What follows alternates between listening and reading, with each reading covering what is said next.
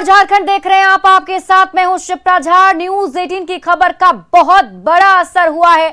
जामताड़ा के सरकारी स्कूलों में अब जमात की जबरदस्ती नहीं चलेगी। सरकारी स्कूलों के इस्लामीकरण पर शिक्षा विभाग ने बड़ा एक्शन लिया।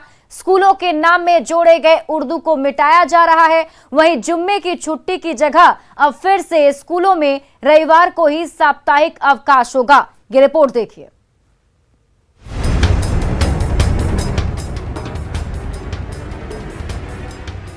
इस्लामीकरण पर शिक्षा विभाग का हंटर। शिक्षा के मंदिर से जमात की छुट्टी। जुमे की जगह फिर से संडे को वीक ऑफ। न्यूज 18 की खबर के बाद धर्म का खेल खल्लास। झारखंड में इन दिनों बड़ी तेजी से स्कूल के इस्लामीकरण का खेल चल रहा है। जामताड़ा में करीब 50 सरकारी स्कूलों में जमात की जोर पर साप्ताहिक अवकाश को बदल दिया गया। न्यूज 18 ने स्कूलों के इस्लामीकरण की खबर को प्रमुखता से दिखाया, जिसके बाद शिक्षा विभाग का हंटर चला है। जामताड़ा में 47 स्कूलों की प्रबंधन समिति को भंग करने का आदेश दिया गया है। 24 घंटे में स्कूलों के आगे से उर्दू शब्द हटाने का आदेश। शिक्षा विभाग की जांच में 47 स्कूलों का पता चला है। अब रविवार को ही साप्ताहिक अवकाश होगा। छात्र छात्राएं हाथ जोड़कर एक ही प्रार्थना करेंगे। दरअसल जामताड़ा में मुस्लिम बहुल इलाके में करीब 50 स्कूल में जमात का जोर चल रहा था। रविवार की जगह जुमे को स्कूल बंद रहता। इतना ही नहीं, यहाँ प्रार्थना के बोल और प्रार्थना का तरीका भी बदल दिया गया था। जबरन स्कूल के नाम में उर्दू शब्द जोड़ दिया गया था। अब डीईओ को गाइडलाइन पालन कराने का आदेश दिया गया है। जामताड़ा से सुमन भट्टाचार्य और रांची से निरंजन सिंह की रिपोर्ट, न्यूज 18। और झारखंड में इन दिनों एक नया गिरोह सक्रिय है, जो युवाओं को शॉर्टकट के रास्ते गुनाह के दलदल में धकेल रहा है। ये नया सिंडिकेट जाली नोट और अफीम की खरीद बिक्री का ऐसा जाल तैयार किया है, जिसमें झारखंड के होनहार फंसकर अपना भविष्य बिगाड़ रहे हैं। झारखंड में जाली नोट और नशे के सौदागरों के कॉकटेल का नया मामला सामने आया है। पुलिस के इन्वेस्टिगेशन में इस बात का खुलासा हुआ है कि नशे के सौदागर इन दिनों फेक करेंसी के हैंडलर बन गए हैं, जिसका इस्तेमाल वो अफीम खरीद बिक्री में कर रहे हैं। नशे के सौदागर अफीम की सप्लाई यूपी, बिहार, बंगाल के साथ साथ राजस्थान और पंजाब तक करते हैं। रांची के ग्रामीण एसपी ने बताया कि 30 जून को रांची के रातू थाना क्षेत्र में 5,30,000 के जाली नोटों के साथ एक आरोपी को गिरफ्तार किया गया। उनका सर्च किया गया था स्थानीय ग्रामीणों के सहयोग से, तो करीब 5.5 लाख रुपया 500 का नोट था, गड्डी था, जो बरामद हुआ था। लेकिन डाउट लोगों को हुआ कि नहीं, ये जो है सो नोट बहुत अप टू मार्क नहीं है, सही नहीं है। तो फिर तुरंत उस आदमी ने भी ये तस्लीम किया और माना कि नहीं, ये ओरिजिनल पैसा नहीं, ये डुप्लीकेट है। तो बैंक में ले जाकर जब चेक कराया गया तो मालूम हुआ कि ये सारा फेक करेंसी। उस फेक करेंसी का तो हम लोगों ने ये कहा कि आखिर इस्तेमाल तुम लोग कहाँ करते हो, जो लोग पकड़े। तो बताया कि हम लोग इसकी नशीली दवाएं लेते हैं, नशीली पदार्थ खरीदते हैं, इस वजह से। 5 लाख से ज्यादा के नोटों की इस गड्डी को देखिए। इसका चतरा कनेक्शन भी सामने आया है। इन सभी नोटों पर एक ही नंबर है। बताया जा रहा है कि इन नोटों की छपाई चतरा में ही होता था। गिरफ्तार आरोपी से जब पूछताछ की गई तो उसने बताया कि वो इन पैसों का इस्तेमाल नशे की खरीद बिक्री में करता था। कहा कि आखिर इस्तेमाल तुम लोग कहाँ करते हो, जो लोग पकड़े। तो बताया कि हम लोग इसकी नशीली दवाएं लेते हैं, नशीली पदार्थ खरीदते हैं, इस वजह से। और फिर इसको ऊंचे दाम में दूसरे स्टेट में, दूसरे राज्य में या फिर दूसरे डिस्ट्रिक्ट में भेजकर हम ऊंचा दाम में इसका पैसा कमाते हैं और मुनाफा। झारखंड में लाख नकेल के बावजूद नशे के सौदागर बाज नहीं आ रहे हैं। अब वो न सिर्फ अर्थव्यवस्था पर चोट कर रहे हैं, बल्कि युवाओं को भी टारगेट कर रहे हैं। देखिए, जो लोग भी इस तरह की गतिविधियों में शामिल हैं, वो बिल्कुल आधार पर चोट करना चाहते हैं। एक तरफ युवा शक्ति, एक तरफ अर्थ शक्ति, तो दोनों को टारगेट किया जा रहा है कि अर्थव्यवस्था भी कमज़ोर किया जाए और जो भविष्य में युवा आगे जाकर राष्ट्र का न सिर्फ नींव मजबूत करेंगे बल्कि भविष्य तय करेंगे, वैसे लोगों को भी नशे की गिरफ्त में लेकर उनका भविष्य खराब करने की कोशिश की जा रही है। तो मैं समझता हूँ कि एक सुनियोजित साजिश है कि युवाओं को बरगलाव भी नशे की गिरफ्त में लेकर उनसे मनमाफी। झारखंड इन दिनों नशे का हब बनकर उभरा है। ऐसे में फेक करेंसी और नशे के सौदागरों के गिरोह का खुलासा होना बेहद जरूरी है। रांची से संवाददाता ओम प्रकाश की रिपोर्ट, न्यूज़ 18।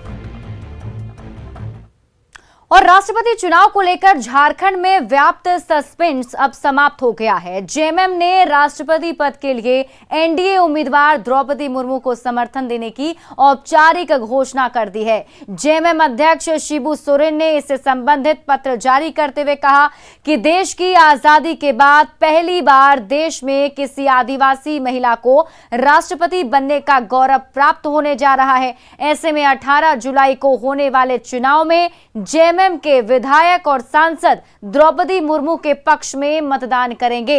शिबू सोरेन के इस निर्देश के बाद जेएमएम के 30 विधायक और 3 सांसद द्रौपदी मुर्मू के पक्ष में मतदान करेंगे। इससे पहले जेएमएम के कई विधायकों ने भी बैठक के दौरान द्रौपदी मुर्मू को समर्थन देने का प्रस्ताव रखा था। जेएमएम के इस निर्णय को लेकर पहले से ही संभावना जताई जा रही थी। बीजेपी ने जेएमएम की ओर से राष्ट्रपति चुनाव में द्रौपदी मुर्मू को समर्थन के फैसले का स्वागत किया है। बीजेपी के प्रदेश प्रवक्ता प्रतुल शाहदेव ने कहा कि द्रौपदी मुर्मू झारखंड की राज्यपाल रह चुकी हैं और अच्छा कार्यकाल रहा है, इसलिए उन्हें उम्मीद है कि झारखंड के सभी विधायक और सांसद भी दलगत भावना से ऊपर उठकर श्रीमती द्रौपदी मुर्मू को वोट करेंगे। के निर्णय का पुनः स्वागत है और हम तो ये उम्मीद करते हैं, वो झारखंड में रह चुकी है, राज्यपाल के रूप में बेहतर काम था उनका, तो झारखंड के जितने सांसद और विधायक हैं वो किसी भी दल से हो, वो भी बड़ा हृदय दिखाएंगे और श्रीमती द्रौपदी मुर्मू की उम्मीदवारी को समर्थन देंगे। कांग्रेस नेता अजय कुमार ने एनडीए की राष्ट्रपति पद की उम्मीदवार द्रौपदी मुर्मू पर विवादित बयान दिया। अजय कुमार ने द्रौपदी मुर्मू को आदिवासी प्रतीक बनाने का विरोध किया, साथ ही द्रौपदी मुर्मू के प्रतिनिधित्व पर भी हमला बोला।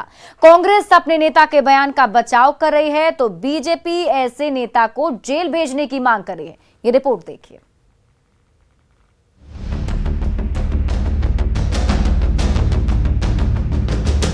जिस महिला आदिवासी ने अपने संघर्ष से हिंदुस्तान के मान सम्मान को नई ऊंचाई दी, आदिवासी समाज में जागरूकता का अलग जगाई, जिन्हें निर्विवाद 6 सालों तक झारखंड की राज्यपाल रहने का गौरव हासिल है, जिन्हें ओडिशा विधानसभा से सर्वश्रेष्ठ विधायक के लिए नीलकंठ पुरस्कार से सम्मानित किया जा चुका है, ऐसी आदिवासी विभूति को लेकर कांग्रेस विचार शून्य हो चला है।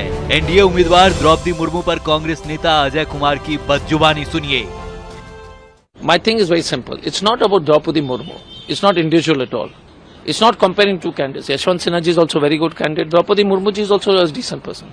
But she represents a very evil philosophy of India. So we should not mistake Draupadi, we should not make Draupadi Murmu ji as a symbol of Adivasi. You had Mr. Kovind, the present president. Congress नेता अजय कुमार द्रौपदी मुर्मू को लेकर कहते हैं कि वो भारत की बुरी philosophy का प्रतिनिधित्व करती हैं। हैरानी की बात है कि कांग्रेस अपने बदजुबान नेता का बचाव कर रही है। ये लगता है कि उनके बयानों को गलत तरीके से पेश किया गया है। ये सही है कि आज इस देश में 2 व्यक्ति की लड़ाई नहीं है राष्ट्रपति चुनाव के लिए, बल्कि यह लड़ाई जो है एक विचारधारा की लड़ाई है।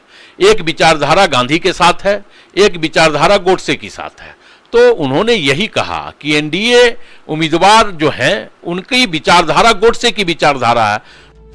कांग्रेस की मानसिकता उनके नेताओं के बोल से समझा जा सकता है। बीजेपी ऐसे नेता के खिलाफ केस दर्ज करने और जेल भेजने की मांग कर रही है। ऐसे व्यक्ति के ऊपर तो ST/SC कमीशन में मामला जाना चाहिए, ST/SC थाना में केस होना चाहिए और ऐसे व्यक्ति को जेलों के शिकंजे में होना चाहिए। तो मैं यही कहूँगा, जरा शर्म करो अजय कुमार, तुम्हारे जैसा दल बदलू व्यक्ति इस तरह का वक्तव्य देगा, ये अपेक्षा तो है लेकिन ये गलत है। आदिवासी मान सम्मान और द्रौपदी मुर्मू के स्वाभिमान पर चोट से झारखंड मुक्ति मोर्चा भी आहत है। जेएमएम की दलील है कि कांग्रेस नेता को अपने बयान पर स्पष्टीकरण देना चाहिए। द्रौपदी मुर्मू जी एक महिला के साथ साथ आदिवासी समाज से हैं और वो आदिवासी समाज जो पूरे भारतवर्ष में जिस समाज को हम मानते हैं कि निष्पक्ष, निष्कलंक, निष्कंटक जो एक समाज होता है वो आदिवासी समाज, खास करके संथाल समाज होता है। और उनका कार्यकाल भी विवादों से दूर रहा है, बहुत ही संतोषप्रद कार्यकाल रहा है और उनके प्रति सभी लोगों के दिल में इज्जत है, सम्मान है। लेकिन उसके बावजूद अगर उन्होंने कुछ बोला है तो इसका तो सही उत्तर वही दे पाएंगे कि किस परिप्रेक्ष्य में ऐसा बोला। और देश की पहली आदिवासी महिला राष्ट्रपति बनने की राह में अग्रसर है और यही बात कांग्रेस पचा नहीं पा रही है।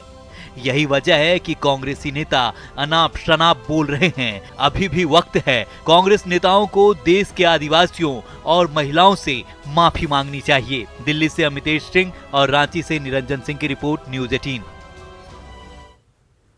और देखिए, जेएमएम के फैसले पर कांग्रेस को आपत्ति है। केएन त्रिपाठी ने आपत्ति जताई है। जेएमएम को सांप्रदायिक ताकत, जाति, भाषा और धर्म के नाम पर राजनीति करने की बात जो है उन्होंने कही है। सांप्रदायिकता है राष्ट्रपति का पद और सीएम से बड़ा और सर्वोच्च है।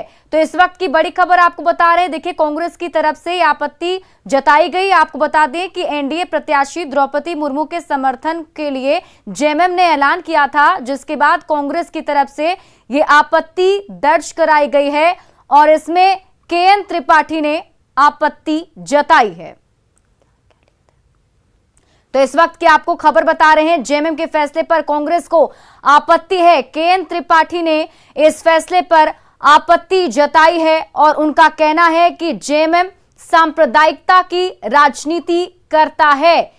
द्रौपदी मुर्मू के साथ जेएमएम आया है। आपको बता दें कि राष्ट्रपति चुनाव के दौरान जेएमएम ने यह ऐलान किया है कि वो द्रौपदी मुर्मू का समर्थन करेगा और इस फैसले पर कांग्रेस को आपत्ति है।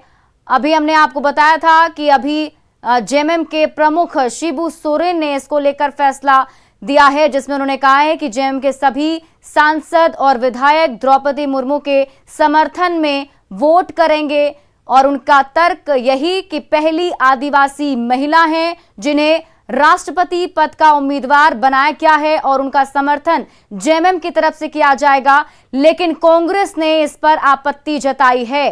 केएन त्रिपाठी ने इस पर आपत्ति जताई और साथ ही जेएमएम को सांप्रदायिकता की राजनीति करने वाला पार्टी बताया। धर्मनिरपेक्षता के नाम पर, सांप्रदायिकता रोकने के नाम पर मुख्यमंत्री का चयन हो सकता है, तो राष्ट्रपति का चयन क्या धर्मनिरपेक्षता और सांप्रदायिकता के मुद्दे पर नहीं हो सकता? राष्ट्रपति का पद मुख्यमंत्री से छोटा तो नहीं है, देश का सर्वोच्च पद है। तो जब सर्वोच्च पद के लिए सांप्रदायिकता शब्द आपके आड़े नहीं आ रही है, तो मुख्यमंत्री पद के लिए सांप्रदायिकता शब्द आड़े क्यों, उसके लिए यह क्यों नहीं लागू हो? क्या आप जातिवाद के नाम पर मुख्यमंत्री भारतीय जनता पार्टी का समर्थन कर सकते हैं?